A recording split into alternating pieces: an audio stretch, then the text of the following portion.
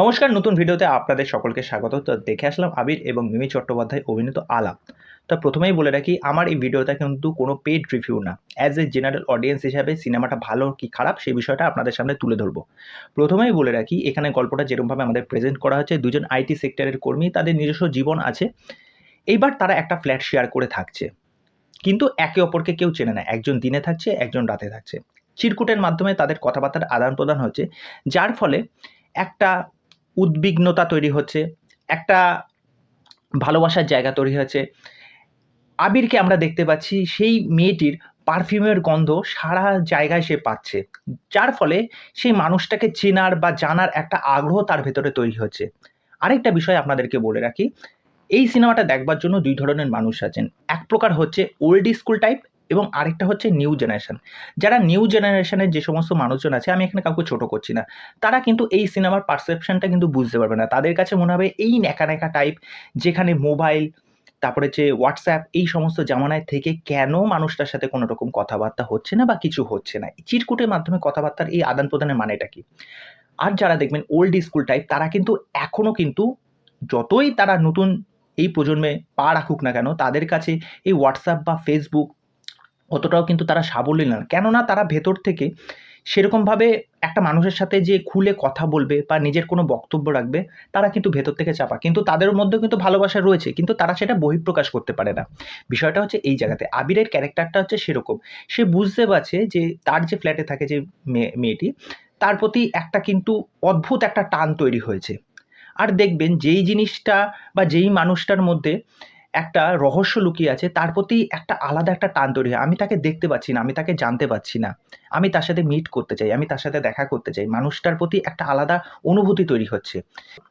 তা শেষ পর্যন্ত তাদের মধ্যে যে আলাপটা, সেটা কি জমলো? তারা কি মুখোমুখি হলো? এর চেয়ে বেশি দেখতে হলে আপনাদের সিনেমাটা দেখতে হবে।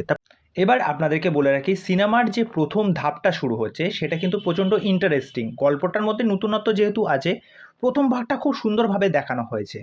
এখানে আবিরের যে ক্যারেক্টারটা, সে ফ্ল্যাটে যাচ্ছে, সে খুব গোছানো একটা ছেলে, সে সমস্ত কিছু পরিষ্কার পরিচ্ছন্ন পছন্দ করে। মিমির যে ক্যারেক্টারটা, সে ফ্ল্যাটে আসে, সে একটা যেহেতু একটা ইন্ডিপেন্ডেন্ট একটা মেয়ে, সে তার সেই ফ্ল্যাটে থাকা অবস্থায় সমস্ত রকম জিনিসপত্র গুছিয়ে রাখছে, বন্ধুদের সাথে ওই ফ্ল্যাটে এসে পার্টি করছে, সমস্ত কিছু ছড়িয়ে রাখছে, ওই একটা মুভমেন্ট রয়েছে। শুক্লালের যে একটা ক্যারেক্টার রয়েছে, সে অদ্ভুত। মানে তার কিছু কিছু ডায়লগ আছে, মানে একসময় বিপদে পড়লে আবির শুক্লালকে ডাকছে, আবার মিমির যদি কোনো রকম অসুবিধা, সে শুক্লালকে ডাকছে। শুক্লালের ক্যারেক্টারটা খুব ইন্টারেস্টিং, এবং এই কিছু কিছু জায়গায় যে কমেডিগুলো আছে, সেগুলো হতে পারে লাউড, কিন্তু সেইগুলো কিন্তু মানুষ এনজয় করছে আর ভালো লাগছে। সেটা আবিরের বলি, বা সেটা মিমির বলি, বা শুক্লাল বলি। এবং ফ্ল্যাটের উল্টো দিকে থাকা একজন বয়স্ক ভদ্রমহিলাও আছে, যার এই আবির আর মিমি, এদের প্রতি একটা আলাদা কিন্তু টান তৈরি হয়েছে, এবং তাদের মধ্যে, এবং তার মধ্যে একটা কৌতূহল, যে তারা একসাথে যে ফ্ল্যাটে থাকছে, তারা কি অ্যাকচুয়ালি কি স্বামী স্ত্রী, তাদের মধ্যে কি এখনো বিয়ে হয়নি। তা এ নিয়েও কিন্তু ওই মহিলাটা তাদেরকে নানা রকম কিন্তু বলে, যে তোমরা কবে বিয়ে করবে, তোমাদের মধ্যে কি বিয়ে হয়েছে কিনা, এরকম কিছু কিছু মজার জিনিসপত্র রয়েছে। সুতরাং এই সিনেমার ফার্স্ট হাফটা কিন্তু প্রচণ্ড ভালো, খুব এঙ্গেজিং।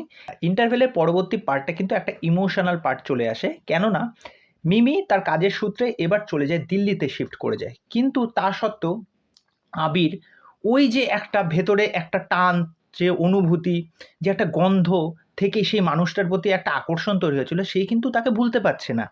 এবার চলে আসি, যে আবিরের যে বাবা মা, সে চায় আবির বিয়ে করুক। এবার তাদেরই পরিচিত একটি মেয়ে রয়েছে, সে হচ্ছে স্বস্তিকা দত্ত। এবার স্বস্তিকা দত্তর সাথে তার আলাপ হয়, এবং স্বস্তিকা দত্ত পরে জানতে পারে যে অদ্ভুতভাবে, যে এই মেয়েটি হচ্ছে সেই মেয়েটি। এবং সেখানে স্বস্তিকা দত্তের কি করবে সেই জায়গায় দাঁড়িয়ে থেকে? সে কি আবিরকে সেই মেয়েটির কাছে ছেড়ে দেবে? ওই যে লাস্টের যে এন্ডিং পোর্শনটা, ওই জায়গাটায় গিয়ে একটা কিন্তু অদ্ভুত রকমের টুইস্ট আছে।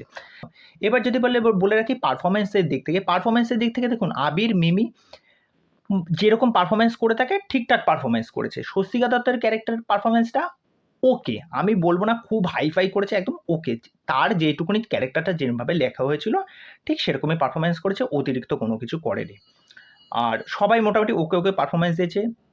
শুক্লারের ক্যারেক্টারটা ভালো করেছে, বাবা মায়ের হিসাবে ক্যারেক্টার যারা করেছে তারা ভালো করেছে। এবার ডাইরেক্টর যেই বিষয়টা আমাদেরকে বলতে চেয়েছে, যে পুরনো চিন্তাধারার যারা মানুষ, তাদের একটা আলাদা পারসেপশন আছে এই প্রেম নিয়ে। নতুন চিন্তাধারার যে মানুষ আছে তাদের মধ্যে একটা আলাদা পারসেপশন আছে কিন্তু এই প্রেম নিয়ে। তাদের কাছে প্রেম বিষয়টা হচ্ছে ওই হোয়াটসঅ্যাপের মধ্যেই সীমাবদ্ধ। ওর মধ্যেই জিনিসপত্র কথাবার্তা হচ্ছে, দুজনের মধ্যে আলাপ হচ্ছে, ওখানেই ঝগড়াঝাটি হচ্ছে, ওখানেই শেষ হয়ে যাচ্ছে।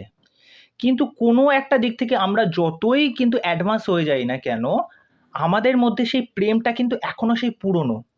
যতই আমরা ওই চ্যাট, জিপিটি বলুন, এআই বলুন, যত কিছুই এগিয়েই আমরা যাই না কেন, ওই প্রেমটা কিন্তু এখনো সেই ওল্ড স্কুল টাইপই রয়েছে। এই বিষয়টাই কিন্তু এখানে ডাইরেক্টর বোঝানোর চেষ্টা করেছেন। আমার মনে হয় এখানে যদি আরও একটু লেখনির মধ্যে যদি আরও কিছুটা ইলাবোরেট করতে পারত, তাহলে গল্পটা লাস্টের দিকে গিয়ে আরও ভালো করে জমতো। আর কিছু, কিছু যে ওয়ান লাইনার বা জোকসগুলো আরও কিছু হওয়ার ভালো দরকার ছিল। ওভারঅল গল্পের যে প্রেজেন্টেশনটা সেটা খুব সুন্দর। এন্ডিং পোরশনটা আমার স্পেশালি আমার ভালো লেগেছে। তা যাই হোক, পরবর্তী ভিডিওতে আবার দেখা হচ্ছে আপনাদের সাথে। আর অবশ্যই আলাপ দেখে আসুন, আপনাদের মতামত জানান। আজকের মতো এখানেই। আর চ্যানেলে এসে আমার চ্যানেলটাকে সাবস্ক্রাইব করে দিয়ে আমার সাথে থাকুন, পাশে থাকুন।